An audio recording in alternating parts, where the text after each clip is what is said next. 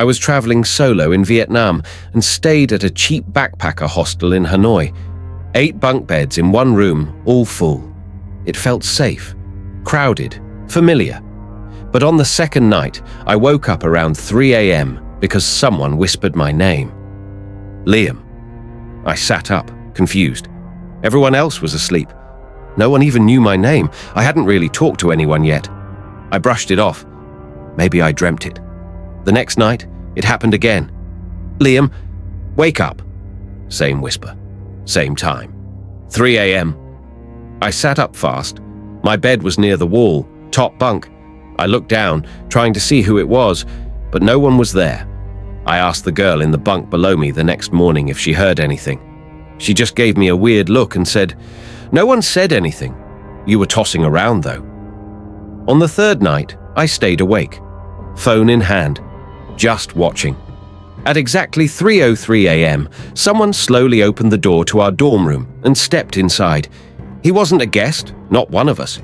He was older, maybe mid-40s, wearing all black. He just stood there, in the dark, facing my bed.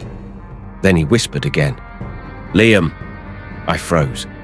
Before I could move, one of the other guests suddenly coughed and turned in their sleep, and the man quickly backed out the door and vanished. I told the hostel manager. He checked the camera footage. That night, there was no one at the door. No one entered. But I know what I saw. I left the next day. When I went to write a review, I noticed something that made my stomach drop. A post from last year. Different guest, different name, but the same story. A man came into my room at 3 a.m. and whispered my name. In Budapest, I stayed in an older hostel in a converted historic building. The place had a strange vibe, very quiet. I got a private room, which was rare for me. It was small, just a bed, a desk, and this old mirror mounted to the wall. The first night, nothing happened. But the second night, I noticed something odd. The reflection in the mirror felt delayed.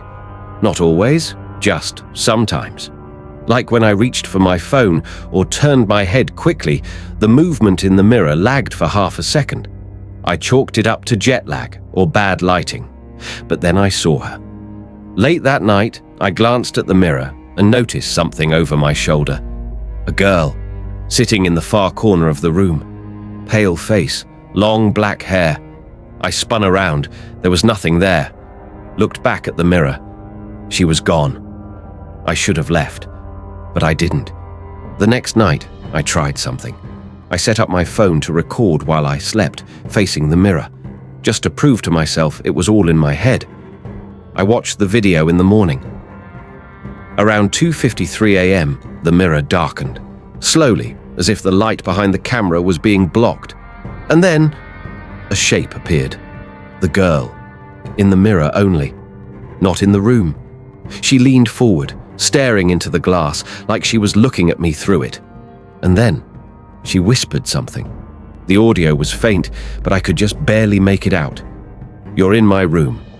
I deleted the video and checked out immediately. In Tokyo, I stayed in a capsule hostel for the first time. If you've never seen one, they're basically small pods with a bed, stacked along a hallway, thin walls, privacy curtain, just enough space to sit up. The first 2 nights were fine, but on the third night, something weird happened. I woke up and couldn't open my curtain. I thought it was stuck, but then I realized someone had zipped it shut from the outside. I called out softly, no response. Then I heard it. Someone breathing, right outside my pod, slow, controlled, listening. I froze. My phone was under the blanket. I grabbed it, turned on the flashlight, but the light didn't help. I couldn't see anything through the curtain. Then, something brushed against the side of the capsule, a dragging sound, like fingers scraping across the plastic. After what felt like an hour, it stopped. In the morning, I told the staff. They said no one should be touching the curtains. People respect privacy here. They checked the cameras. This time, they saw something. Around 2:38 a.m., A man in pajamas had walked slowly down the capsule hallway and stopped at mine. He stood there for 11 minutes, then left. I asked to see his face, but they said the camera was angled too high. That night, I packed my things, but before leaving, I looked at the inside of my curtain. In the corner, written in small letters, so faint I missed it before, was one sentence: "I watched you sleep."